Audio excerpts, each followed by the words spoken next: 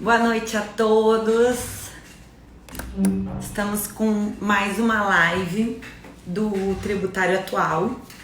Então, vou esperar um pouquinho, o pessoal ir entrando. Oi, Marcos, tudo bom? Hoje nós teremos o prazer de falar com o Dr. Carlos Alexandre Campos, de Azevedo Campos. O professor Carlos Alexandre, para quem não conhece, ele é advogado, professor ali da UERJ, foi meu orientador do mestrado ali na UERJ. Ele é coordenador do direito do ISENSA, do ISESENSA, que é uma faculdade ali de Campos dos Goytacazes, onde ele tem a principal sede do escritório dele.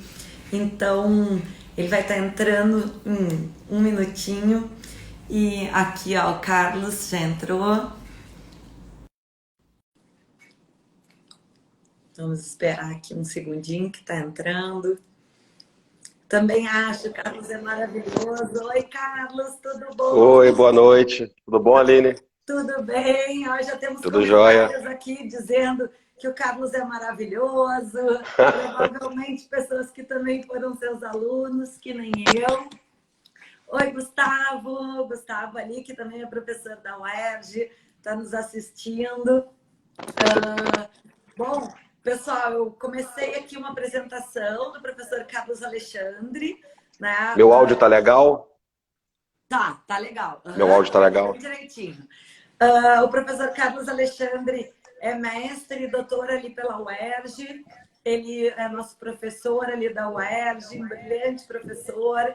Foi meu orientador de mestrado, é advogado, é coordenador do curso de Direito do ISESENSA, ali de Campos. Então, foi assessor de ministro do Supremo, né? Então, eu acredito que ninguém melhor do que tu para falar para a gente sobre o entendimento do Supremo Tribunal Federal nessa questão do ISS. Né? Eu estava conversando com o Carlos antes, então, né, eu dou uma faladinha aqui um pouco antes até o pessoal todo entrar.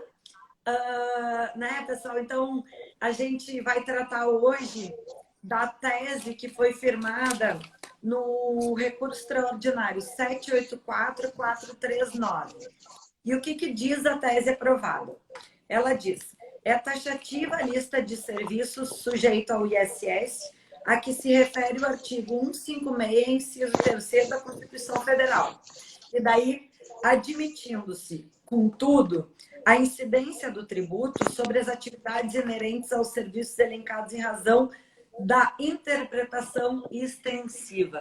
E eu acho que o professor Carlos, melhor do que ninguém, pode falar um pouco mais para a gente sobre as impressões dele, dos votos, né? Ele que teve uma vivência no Supremo, acho que quantos anos foram lá, Carlos? Três anos como assessor do ministro Marco Aurélio.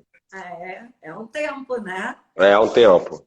De 2013, de fevereiro de 2013 a janeiro de 2016. Foi a data da exoneração. Eu quero te dizer que para mim é um imenso prazer receber um grande jurista que nem tu e um amigo também aqui, né? Muito obrigada por aceitar.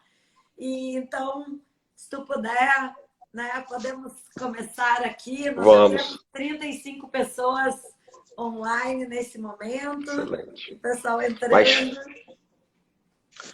Então vamos lá. Bem, boa noite, Aline. Obrigado pelo convite, tá? Uma honra, um prazer estar contigo, te rever, ainda que seja, né, remotamente, virtualmente, né? Nesses tempos de pandemia. Boa noite a todos, a todas. Aline, queria te parabenizar pelo teu canal, sei que está fazendo o maior sucesso, não falo em outra coisa. Você com sua inteligência, com a sua simpatia, com sua belíssima forma de se expressar. Você sabe disso, que eu sempre te achei bastante comunicativa e excelente na exposição de ideias. Tenho certeza que tem sido uma experiência maravilhosa para todos aí, o canal. Parabéns. Muito obrigada. Tá. Mas vamos lá. Assim, como você já adiantou, o tema foi aquele decidido pelo Supremo no recurso extraordinário 784.439, que é o tema número 296, né? Foi decidido sobre o ângulo, né, da repercussão geral, portanto, você pode denominar de precedente, você pode dizer que é uma decisão com efeito vinculante. E o tema, assim, em si, né, o que o Supremo decidiu, qual era a questão constitucional posta, era definir se aquela lista de serviços ela era taxativa ou meramente exemplificativa. O que significa isso, a gente vai aprofundar esse tema. Mas como eu vou dizer aqui, né, dentro do que a gente pode chamar, e o Supremo já chamou de fluxo de positivação ou de normatização do ISS, entre a norma de competência, a Constituição, e a norma instituidora propriamente do imposto, a norma municipal, a lei ordinária municipal, há uma lei intermediária, que é uma lei complementar, que a Constituição estabelece. Eu vou falar um pouco mais disso com uma profundidade, apenas para entendermos qual era a grande questão em jogo, qual é a grande questão por trás de definir se a lista é exemplificativa ou taxativa. Mas entre a Constituição e a lei ordinária municipal, uma lei intermediária, a lei complementar, que o Constituinte atribuiu ao legislador complementar a competência de editar normas gerais, e aí normas gerais incluído aí fato gerador, base de cálculo, contribuinte dos impostos, dentre esses o ISS. Essa lei complementar também tem que dirimir conflitos, possíveis conflitos de competência entre os entes federativos, né? Mormente entre os estados e o município, né? A gente vê o tempo inteiro o estado atribuindo... A gente sabe que é uma super confusão, né? Para o sim, pessoal que não está tão habituado com direito tributário, porque a importância da lei complementar delimitar, né? E o que é essa questão da taxatividade da lista?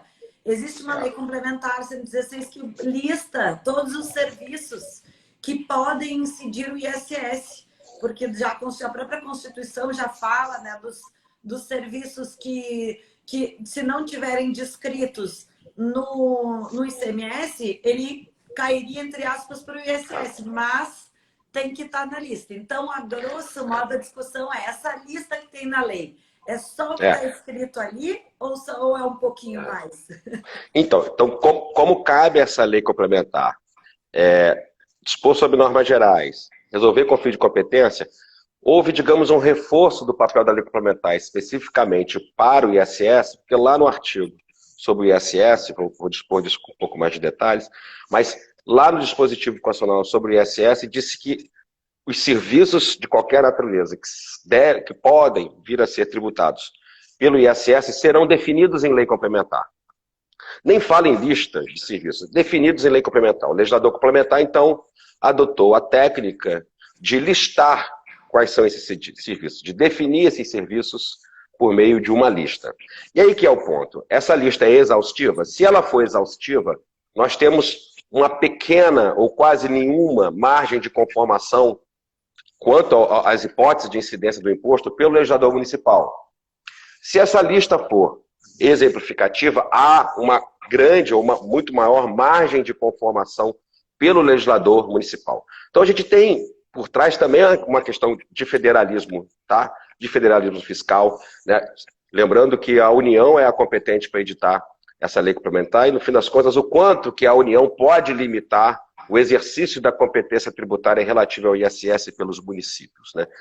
Envolve saber o quanto de autonomia política restou aos municípios, quanto os municípios estão ou não vinculados à União no que concerne essa lei complementar.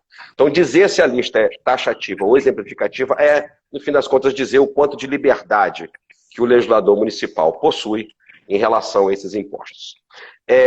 Ao decidir o caso, essa é a questão constitucional, e ao decidir o caso, o Supremo Tribunal Federal, no julgado, posso dizer que 3 correntes foram formadas.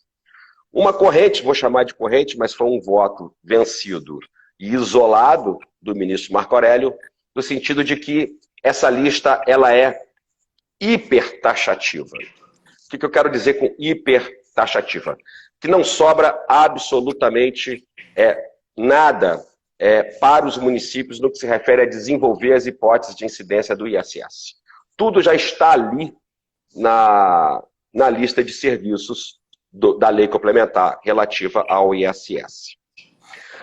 Em sentido oposto, totalmente oposto ao ministro Marco Aurélio, está, digamos, uma segunda corrente, que foi a corrente vencedora, corrente da relatora, da ministra Rosa Weber, que diz o seguinte: a lista é taxativa.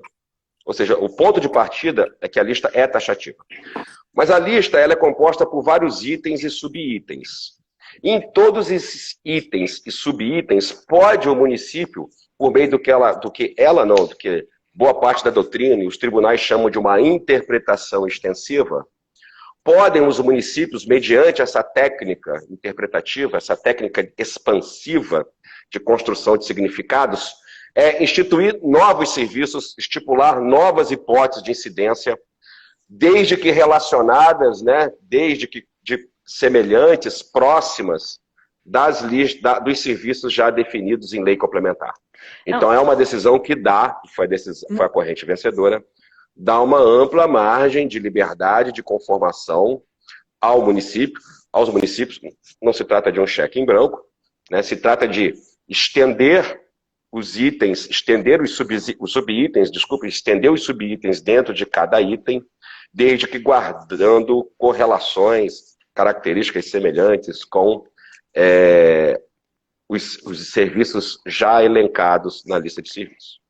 E aí há uma terceira corrente, também vencida, é uma corrente intermediária, levantada pelo ministro Gilmar Mendes, seguida por mais 2 ministros, que tem uma posição intermediária, que também afirma que a lista é taxativa quanto aos itens estabelecidos, mas que pode haver, sim, uma expansão, mediante o que também essa corrente chama de interpretação extensiva, pode haver essa extensão desde que previamente autorizado pelo próprio legislador complementar na lista de serviços.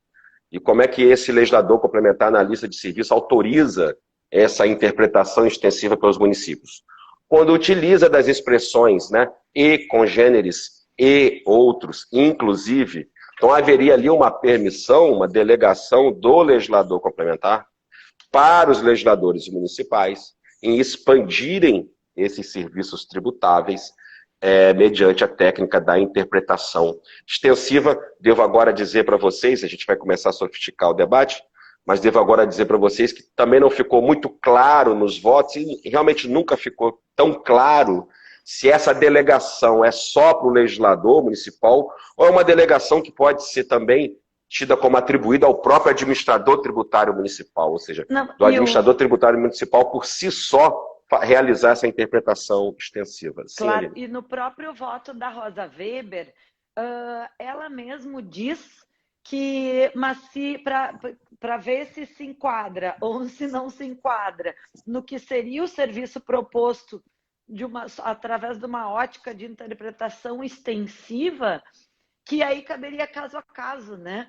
Então, né, teve até um dos nossos seguidores aqui que disse a insegurança jurídica. Então, até que ponto, se justamente se está utilizando a teoria do precedente, se está fixando tese justamente para desabarrotar o judiciário, até que ponto é válido se faz uma fixação de tese onde se está num momento de serviços disruptivos, né? onde se tem reinventado toda a prestação de serviço, onde vieram novas tecnologias, veio Netflix, veio Uber, veio uma série de maneiras diferentes de fazer negócio que a própria legislação não acompanha, e até que ponto uma decisão nesse sentido ela não acaba trazendo cada vez mais insegurança jurídica e cada vez mais litígios para dentro de um tribunal resolver, né? Ano passado, eu participei de um seminário, congresso, promovido pela Procuradoria da Fazenda Nacional no Rio de Janeiro, e lá eu defendi a tese de que o Supremo é um grande fabricante de lacunas, e com isso é um grande fabricante de novos litígios. O que eu quero dizer é o seguinte: a cada decisão que o Supremo toma, sob o pretexto de resolver uma controvérsia, ele cria mais 2, 3, 4, 5, ou seja, ele cria mais loopholes, mais buracos no sistema tributário, desarruma um pouco mais o sistema, e, portanto, a cada controvérsia que ele soluciona, ele cria mais 2, 3, 4. Eu não tenho dúvida que esse caso é um outro. Bom para os escritórios. Isso acontece, né? Mas assim, mas o meu ponto aqui é um pouco mais profundo. Eu discordo das 3 correntes, em diferentes medidas, por diferentes razões, eu discordo dessas três correntes. E aí eu vou apresentar para vocês o porquê que eu discordo das três correntes, assim, mais ou menos em duas partes. Primeiro, da forma mais didática possível, eu vou buscar fixar com vocês as premissas e os fundamentos que eu utilizarei para, e aí já numa segunda parte, abordar criticamente, corrente por corrente, para ao final fixar algumas conclusões. Então, primeiro quanto às nossas premissas e fundamentos. Primeira coisa que a gente tem que entender é que existe um processo especial, um processo extraordinário, digamos assim, né, que não encontra paralelo no mundo, que a gente chama aqui, né, eu já disse, o Supremo também já chamou de fluxo de positivação em relação aos impostos. Né? Primeiramente, nós temos que ter uma norma de competência tributária que é estabelecida na Constituição. No que se refere aos impostos, sabemos, lá nos artigos 153, 154, 155, 156, o Constituinte distribuiu competências entre os entes federativos e delimitou, né, a princípio, delimitou essas competências por meio da fixação de materialidades econômicas que podem vir a ser tributadas por cada ente. Então, foi lá para a União e falou, você vai tributar mediante imposto. Importação, exportação, renda, operações financeiras, produtos industrializados, propriedade territorial rural. Lá nos estados, né, transmissão causa-mortes, propriedade de veículo automotor, operação de circulação de mercadoria, de serviços de comunicação, papapá, papapá. E para os municípios, propriedade territorial urbana, transmissão onerosa inter vivos de bens imóveis e os serviços de qualquer natureza, uma vez definidos em lei complementar. É até interessante, isso é um ponto importante, quando o Constituinte atribuiu aos municípios a competência para tributar os serviços de qualquer natureza, ele o fez por exclusão, desde que não incluídos na competência dos estados. E há uma doutrina importante, e eu considero que ela age de forma correta, eu apenas digo que isso é uma abordagem estrutural, uma inferência estrutural que você tira da Constituição, que o ISS é mais do que o imposto residual. É realmente assim, há uma presunção de que onde houver uma atividade econômica que não se enquadre em nenhuma outra materialidade, ela a princípio, se existe, né, serviço. Então há um ônus para se dizer que não seja. Que veja realmente uma pretensão estruturante do Constituinte em alcançar todas as materialidades econômicas possíveis por meio dos impostos. Bem, essa é a norma de competência. Só que, por óbvio que ao distribuir essas competências, existem duas possibilidades ruins para a harmonia do federalismo fiscal. Então, em favor de harmonizar o federalismo fiscal, o Constituinte fez duas coisas. Primeiro, no que concerne, digamos, a uma harmonia horizontal, atribuiu ao legislador complementar previamente, né, por meio de normas gerais, artigo 146, inciso 3, a linha A, definir os fatos geradores, bases de cálculo, sujeito passivo desses impostos. Né? É algo como tentar harmonizar dentro do pacto, dentro da nossa federação, que não haja grandes discrepâncias no que se refere a fato gerador de base de cálculo desses impostos entre os estados, entre os municípios. Isso é uma primeira perspectiva de harmonizar no plano horizontal.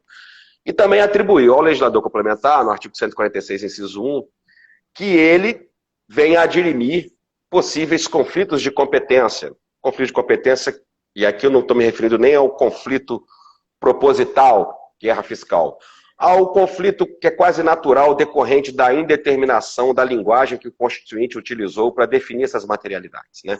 Então, há normalmente, quanto mais complexa fica a economia, quanto mais complexos são os negócios jurídicos, maiores as chances, né, de haver esse conflito por sobreposição de materialidades, uma sobreposição meio semântica.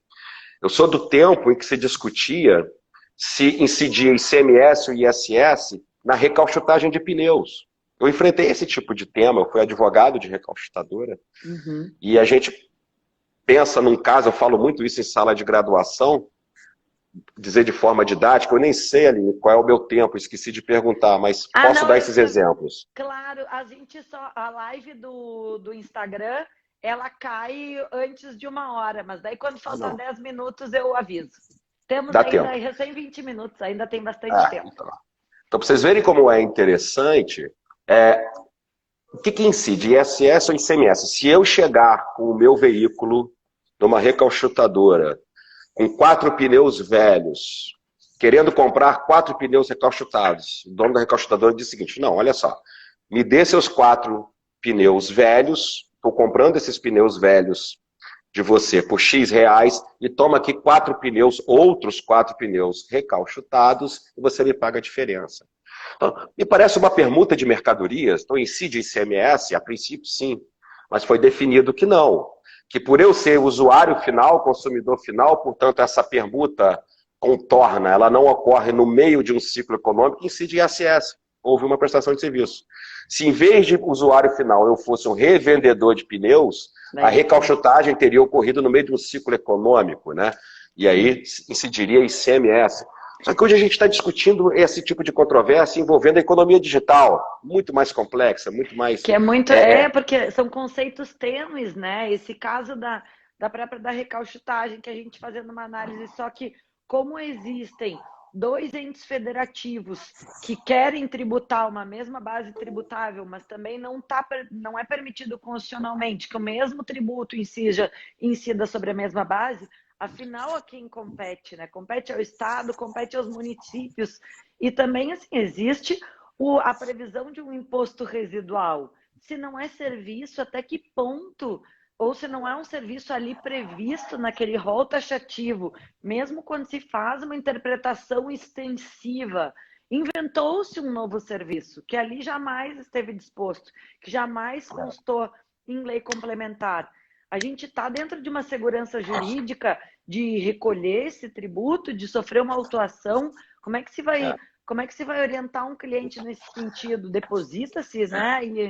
Então, eu acho que o cerne dessa questão numa economia digital, onde muita coisa nova surge, acho que é um debate que é muito rico, né? Não vou te interromper. Não, tranquilo. Então, mas tendo em vista essa possível insegurança jurídica, digamos uma insegurança jurídica ontológica, porque decorre do próprio texto constitucional, independentemente de decisões ruins ou não do Supremo, há uma certa insegurança na essência, né, de uma Constituição que procurou delimitar, e aí há uma controvérsia, se delimitou mediante tipos, ou se delimitou mediante conceitos, ainda que indeterminados, mas pouco importa, é da essência, com essa distribuição, que venham a ocorrer conflitos. E aí, por isso que se atribuiu à lei complementar um papel relevante de, digamos, minimizar esses riscos de insegurança no plano federativo, tanto horizontal quanto vertical, né? E aí, então, qual é o papel? Aí vamos chegar lá. Então, qual é o papel da lei complementar no que se refere ao artigo 156, inciso 3, parte final, ao se dizer que ele vai definir os serviços de qualquer natureza que podem vir a ser tributados pelo ISS. Primeiro, essa lei complementar ela não vai instituir o imposto, é importante que se diga isso.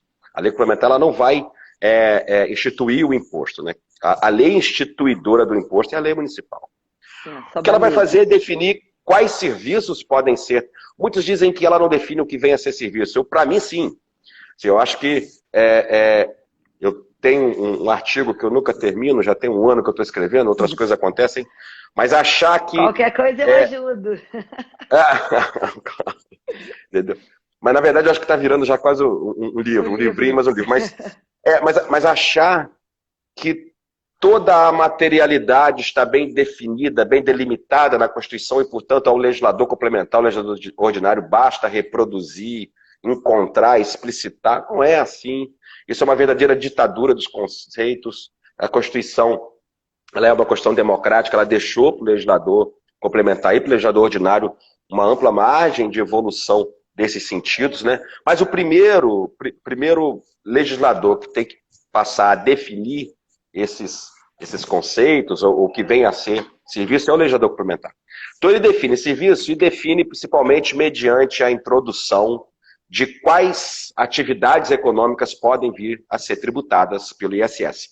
É óbvio que o legislador complementar não pode, né, chamar cadeira de mesa, ou seja, ele não pode determinar que é serviço aquilo que manifestamente não é serviço. Mas isso nem sempre é claro. Então, há uma margem bastante ampla de conformação para o legislador complementar em que o judiciário acho que deveria agir com certa deferência. Mas assim, o legislador complementar não institui imposto, mas define o que vem a ser serviço, define quais são os serviços a serem tributados, e a escolha do nosso legislador complementar, dentre as possíveis que ele poderia fazer, a escolha foi de listar esses serviços, primeiramente mediante itens, isso é muito importante, antes da Lei Complementar 56 eram itens, e agora com a Lei Complementar 116, as alterações posteriores, nós temos itens e subitens, ou seja, o legislador complementar ele cada vez mais está sendo detalhista, está sendo definidor de quais são esses serviços mediante a técnica de itens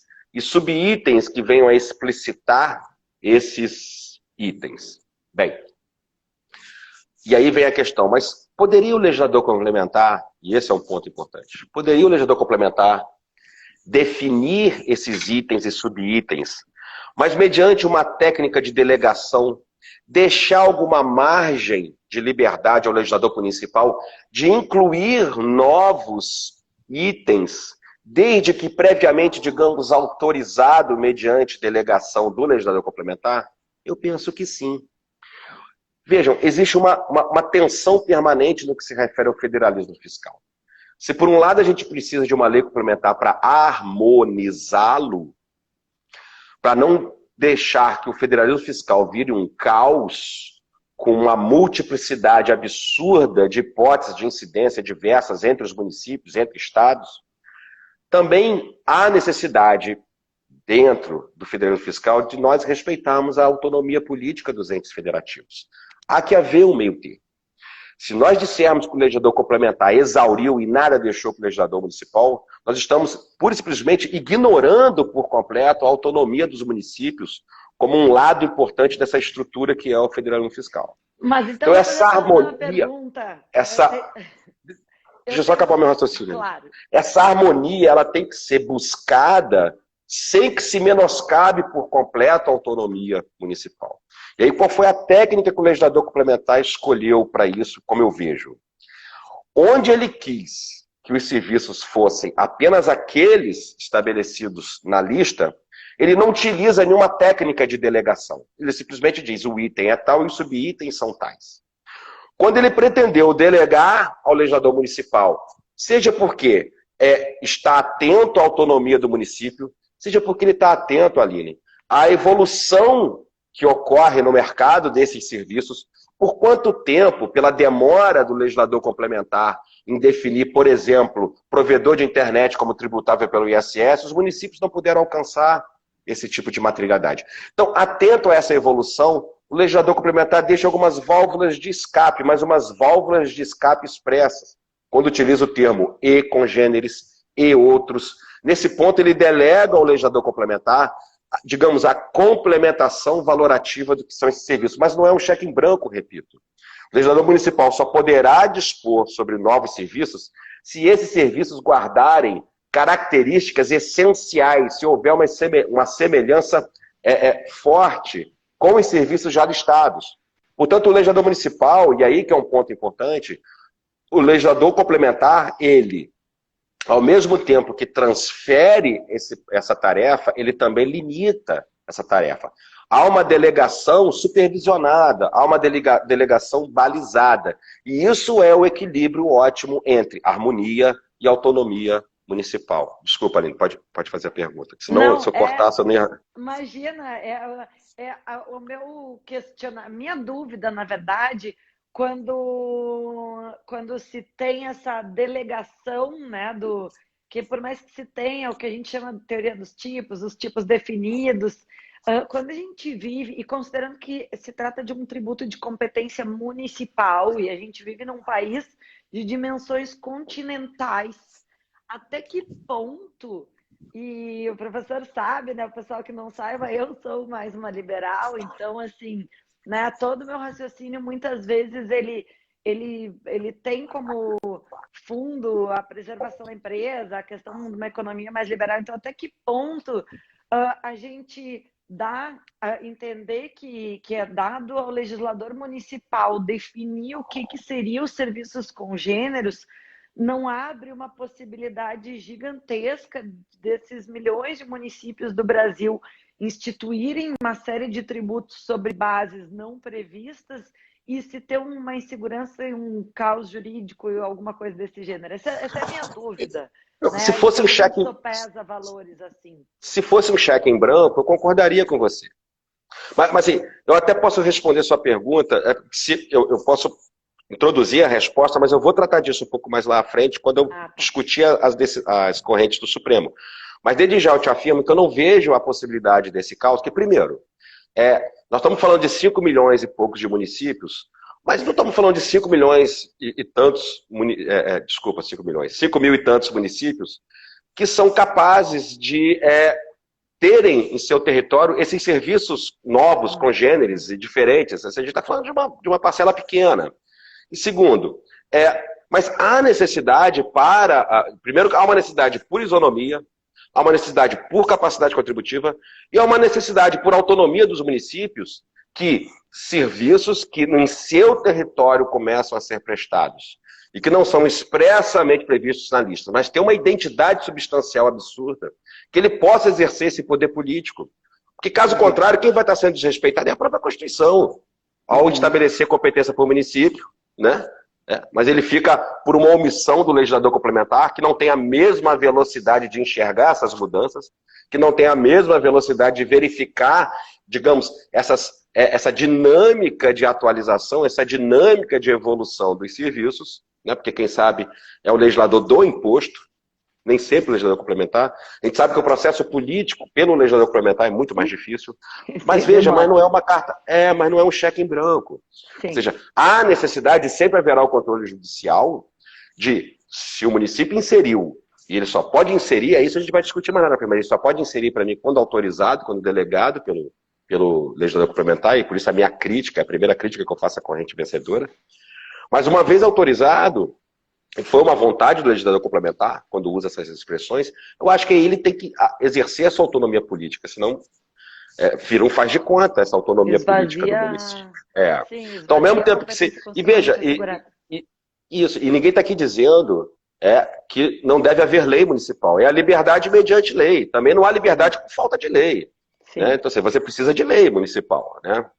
E ela é controlada. Então, assim, para mim, o papel da lei complementar é esse, né? Ele tanto tem que harmonizar, mas também tem que prestigiar a autonomia dos municípios, né?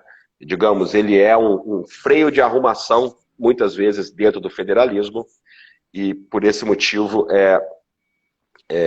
ele é tanto projeto, né? Mas também é limitação ou delimitação em relação aos municípios. E eu acho que dentro dessa dupla função, ele pode, tanto quando escolher não delegar nada, simplesmente não delegar, definir os serviços ali. Mas pode, eu acho que deve, sob certas circunstâncias, considerados certos serviços, considerada a realidade econômica, fazer essa delegação balizada, fazer essa delegação, né, sempre limitada por meio daquilo que ele já definiu. Eu vou chegar a como que se dá essa delimitação um pouco mais à frente. O papel do legislador municipal é instituir o imposto. Né? Então, cabe ao legislador municipal instituir o imposto. E aí a pergunta que se faz, né, como sempre, é essa, né? Quais são os limites de atuação do legislador municipal? Eu acho que os limites de atuação do legislador municipal são os limites que a lei complementar estabelece. Né? Então, o ponto aí de equilíbrio está em... Ele tem que ter uma margem de conformação, e essa margem de conformação tem que vir bem forte do próprio legislador complementar. Se o legislador complementar não conferir nenhum tipo de margem, nós temos um problema um problema político constitucional, um problema de política constitucional que deve ser debatido. Né? Mas também não posso pura e simplesmente acusar uma lei complementar de inconstitucionalidade por omissão se não houver essa delegação. Acho que o debate é dentro do campo da política constitucional. E por fim, e aí falei do fluxo de positivação, né, de normação, Constituição, lei complementar e lei ordinária. Mas, por fim, há a produção de normas concretas. Eu acho que isso é um problema sério para o nosso tema, que está sendo um pouco esquecido. É o papel da administração municipal. E aí eu faço basicamente 2 perguntas aqui, para a gente poder discutir isso um pouco mais lá à frente. Apenas vou fazer respostas curtas, porque eu vou aprofundar isso um pouquinho mais lá na frente. Pode a administração tributária municipal cobrar o ISS sobre serviços não previstos nem na lei municipal? A pretexto de você ter um item ou um subitem da lista de serviços da lei municipal, e lá o legislador municipal repete a expressão e congêneres, e aí, mas não especifica quais são esses serviços congêneres. E aí vem a administração municipal verificando uma semelhança, verificando uma proximidade substancial entre o serviço que está sendo prestado pelo contribuinte e o que está na lista. Pode ele lançar o ISS, portanto, lançar o ISS não sobre um serviço idêntico, mas de nome diferente ao que está na lista, mas um serviço semelhante, próximo, que guarda características próximas, que guarda características essenciais, mas não é o mesmo serviço. Penso que não. Aí haveria uma violação à legalidade. Vou explorar um pouco isso mais lá à frente. Digo isso porque, no fluxo de positivação, a delegação que o legislador complementar faz ao usar as expressões e congêneres e outros, não é a administração tributária municipal, mas ao legislador municipal. Isso, às vezes, fica um pouco confuso na jurisprudência dos tribunais. Fica parecendo que quem pode interpretar extensivamente a partir da lei complementar é a administração tributária municipal. Não é. Não é. Sem maiores críticas à Receita Federal, mas também na esfera federal, né? Não é a interpretação da Receita que vale, né? É a lei. Então, não, mas muitas vezes... Oi.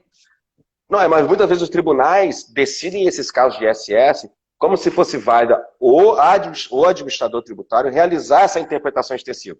Porque quando a gente fala de interpretação extensiva, eu vou dizer isso aqui um pouco mais à frente, é a expansão de um sentido da norma. Assim, há um pouco de confusão nesse sentido quando fala-se de congêneres. Não é bem isso. Mas, de qualquer maneira, a gente vai aprofundar um pouco mais isso, mas eu já firmo minha posição aqui para explorar um pouco mais na frente.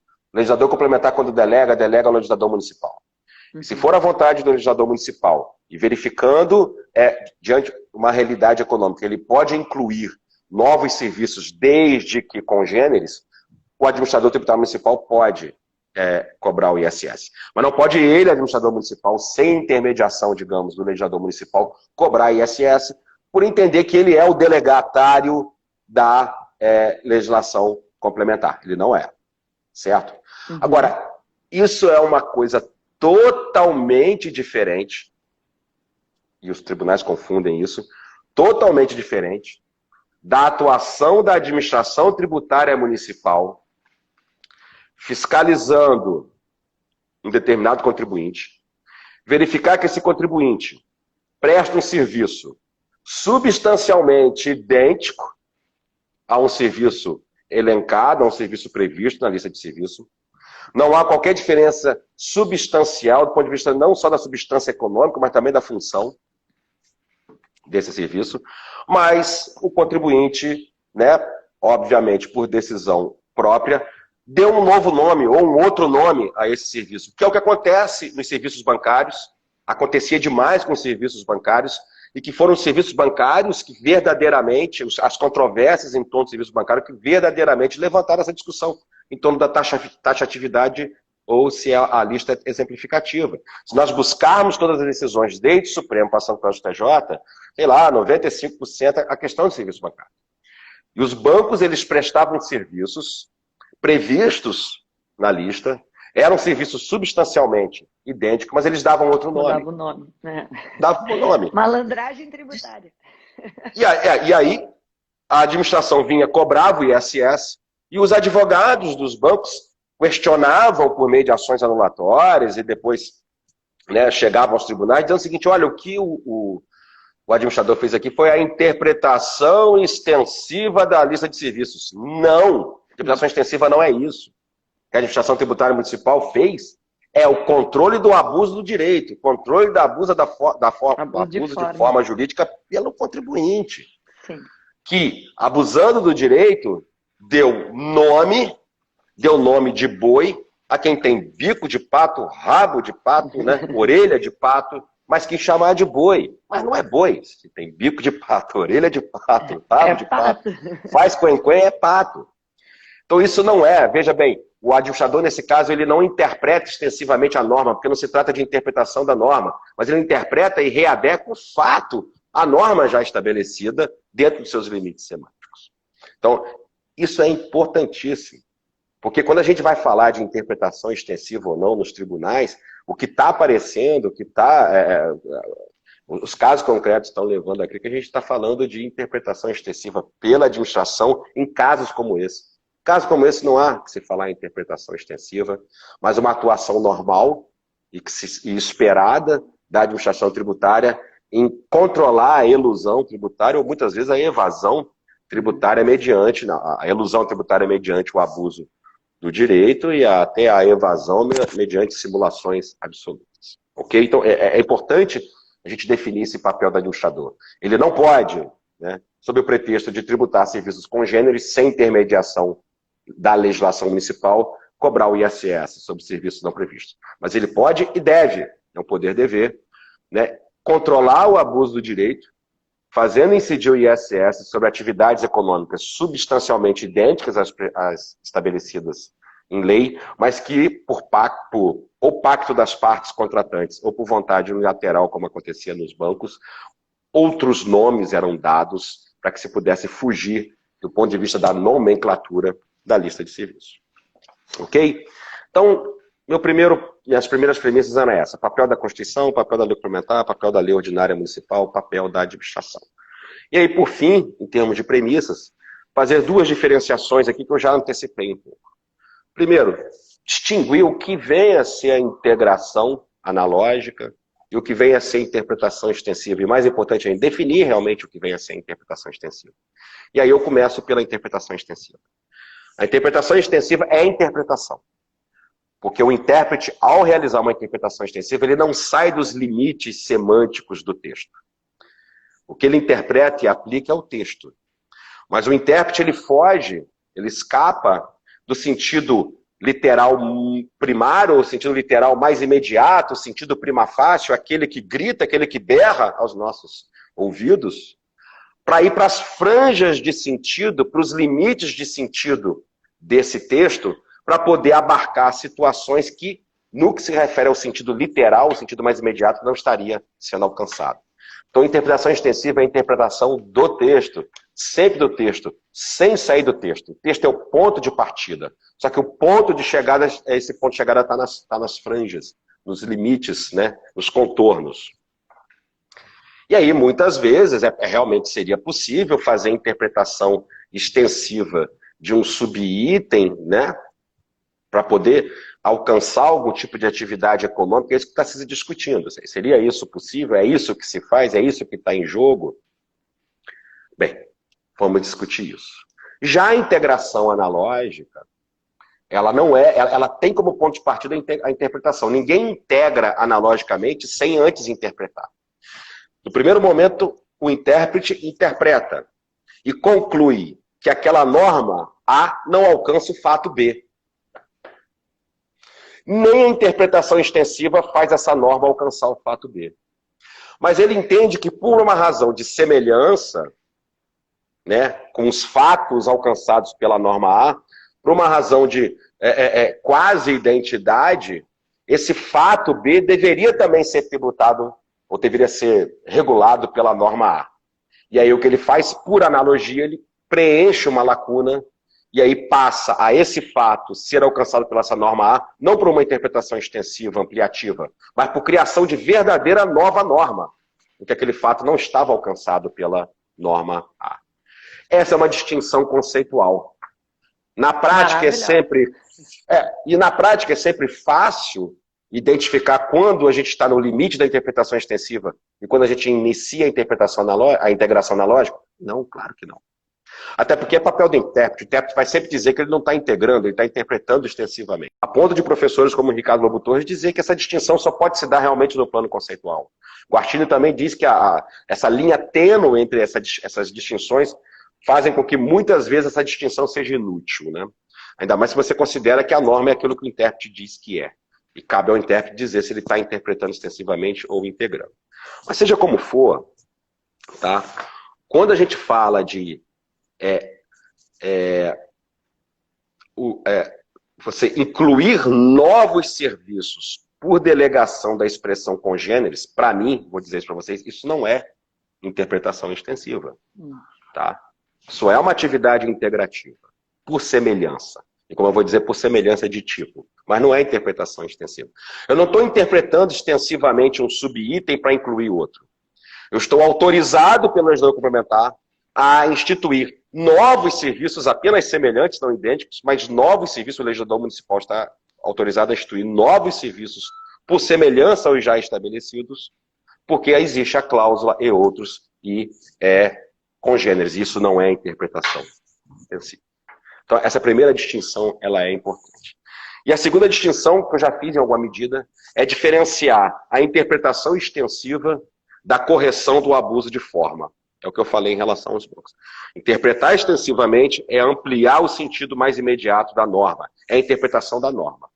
Quando há uma correção no abuso da forma pelo contribuinte, a interpretação se dirige aos fatos, aos atos, aos negócios, para dizer que eles são abusivos, para dizer que há abuso de forma ali, que ele está alcançado sim pela norma, porque a substância econômica é alcançada pela norma, há uma subsunção, e portanto, pouco importa o nome, a lei complementar fala isso, pouco importa o nome, o que há aqui é um verdadeiro serviço já previsto, são coisas distintas. Ok? Então acho que essas eram as premissas que eu queria fixar. Deixa eu só avisar aqui que o Instagram nos derruba depois de 1 hora. Então, a gente tem, já são 10 para as 8, então a gente teria 10 minutinhos só. Você vai renovar ou o quê? Não pode. Não posso, então eu tenho que falar em 10 minutos rapidamente. Então eu vou falar rapidamente. Eu nem tô, Primeiro, pessoal, eu nem estou botando as perguntas aqui, porque a gente vai ouvir o Dr. Carlos, né, brilhante professor aqui, e as perguntas depois me mandam inbox. Diga, professor.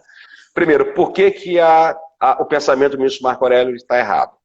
Em síntese, ao não permitir qualquer hipótese de complementação pelos municípios, mesmo quando o legislador complementar atribuiu essa competência, digamos, delegou essa possibilidade, eu acho que incorre em 2 erros.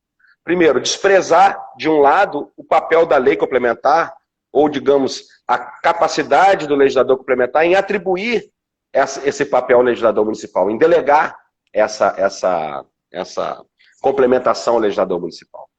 Em segundo lugar, porque ao definir isso, ele retira por completo da equação a questão da autonomia municipal, da autonomia política dos municípios. Bem, no outro lado oposto, por que eu entendo que a corrente majoritária liderada pela ministra Rosa Weber também está errada? Porque ela faz justamente o oposto ao ministro Marco Aurélio, e aí para mim ela comete o mesmo erro, essa corrente comete o mesmo erro que o ministro Marco Aurélio, só que de sinal trocado. Ela também despreza a potencialidade da lei complementar de limitar. O ministro Marco Aurélio despreza a potencialidade da lei complementar de delegar quando deseja. A Rosa Weber despreza a potencialidade da lei complementar de limitar quando não delega. Então, como eu entendo que o legislador complementar, quando não delega mediante aquelas expressões, ele está realmente limitando a incidência àqueles serviços descritos, quando a ministra Rosa Weber admite, ela chama de interpretação extensiva em qualquer hipótese, ela pura e simplesmente anula por completo esse papel da lei complementar em limitar quando não delega. E segundo, o que é acusado pelo voto do ministro Gilmar Mendes, ela cai em incoerência, essa corrente cai em incoerência, que ao mesmo tempo que diz que a lista é taxativa quanto aos itens, mas permite qualquer tipo de interpretação extensiva em qualquer hipótese, ela transforma a lista de taxativa em exemplificativa, causando aí sim possíveis danos à insegurança jurídica.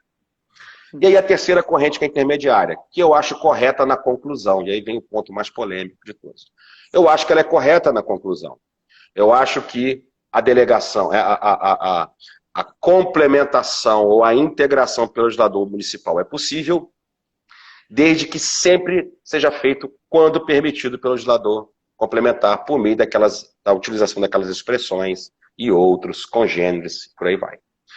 Só que o ministro Gilmar Mendes, e parece que para mim todos os tribunais, dizem que o que o município faz, e portanto penso que ele está falando do legislador, faz uma interpretação extensiva. Isso não tem nada de interpretação extensiva. O que ocorre para mim é o seguinte: quando a legislação complementar estabelece item e subitens, ela, por meio de conceitos desse serviço e por meio da interação entre esses conceitos, ela cria o que eu posso chamar de um modelo tipo, ou um modelo típico. Então, a partir desse modelo tipo, ou modelo típico, quando o legislador complementar delega ao legislador municipal a complementação, pode o legislador municipal, a partir das características essenciais desse modelo tipo, identificar outros serviços que guardem semelhança, e quando eu falo de guarda-semelhança, que guardem características essenciais que estão presentes, não todas, mas boa parte presentes no modelo tipo.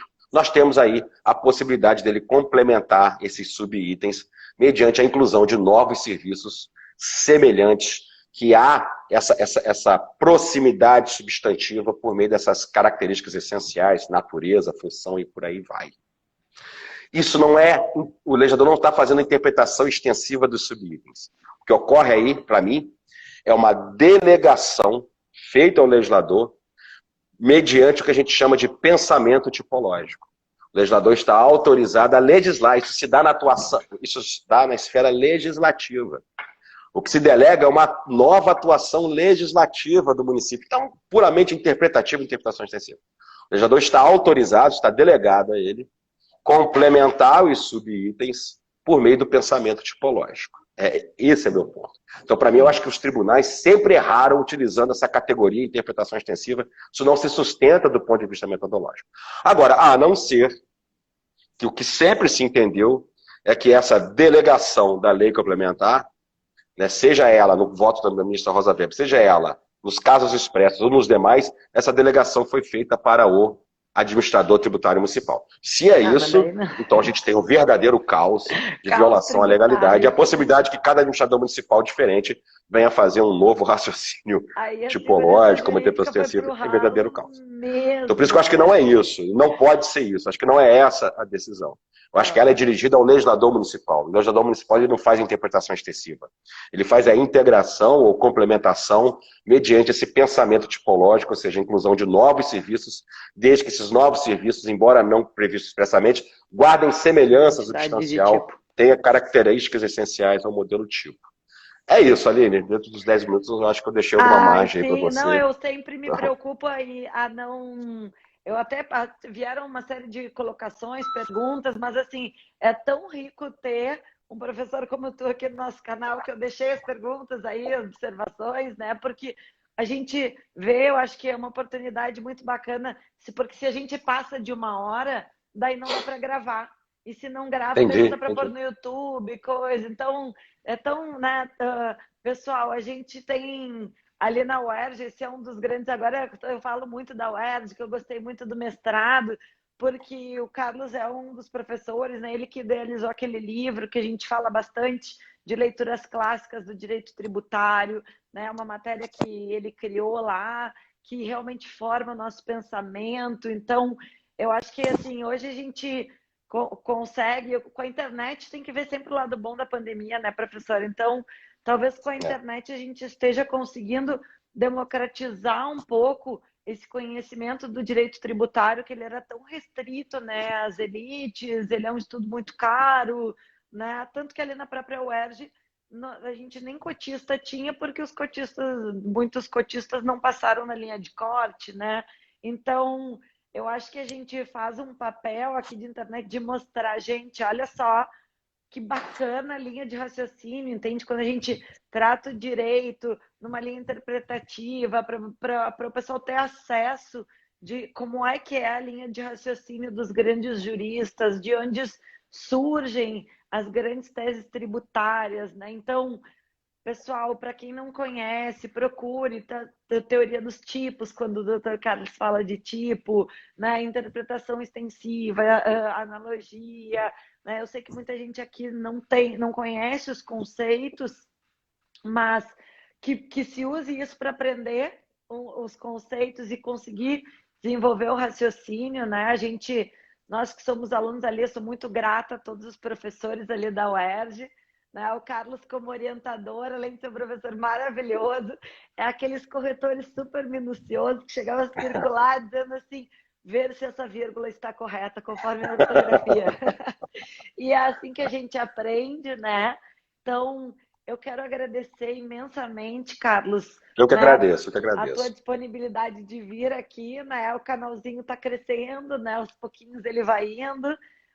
Eu vi aqui, eu quero dar um oizinho, assim, eu vi tantos colegas aqui de UERJ, eu não sei se aparece para ti quando tu tá falando ou se só aparece para mim. Não aparece? Não, Não sei. aparece, não, mas eu tô falando assim, Não eu vê, não, né? Então, assim, o eu Carlos, o foco. B, o Gustavo da Gama, o Rodrigo, uma série de colegas nossos ali da UERJ acompanharam a live. A gente teve um super sucesso aqui de... Nunca tive uma live, acho que todo tempo tinha pelo menos 50 pessoas acompanhando, isso é muito bacana. Então, Valeu, legal, legal. Carlos, Fico assim, feliz por isso. mais uma vez foi Agradeço demais. brilhante, muito, muito bacana. Então, vou deixar as últimas palavras para ti, te agradecendo Tá. imensamente aqui. Não, eu que agradeço o convite, né, por esse canal. Você sabe que eu não sou tão sou de mídia só na brincadeira, na sacanagem, mas não sou de utilizar a mídia para questão profissional, mas estou aprendendo. E sei que tenho muito a ganhar do ponto de vista aí de expansão, né, de marketing com a tua apresentação aí. Pode contar comigo para outras oportunidades. Parabéns pela iniciativa, parabéns pelo canal. Sei que você é uma guerreira e sabe aí levar o nome nosso lá da UERJ, né? Se Deus quiser, ainda vou levar você lá no Easy Senza para você conhecer a nossa faculdade lá, a belíssima faculdade, que está com um curso de Direito fantástico, está todo mundo gostando demais, e muito da filosofia, daquela parte de didática lá da UERJ, certos modelos eu levo lá para o Easy Senza e tem feito bastante sucesso. O bom lá do Easy Senza é que é um modelo didático da UERJ com estrutura de universidade pública com estrutura de universidade particular. Me falaram isso esses dias, fiquei muito satisfeito com a gente pega o essa melhor dos relação. dois mundos.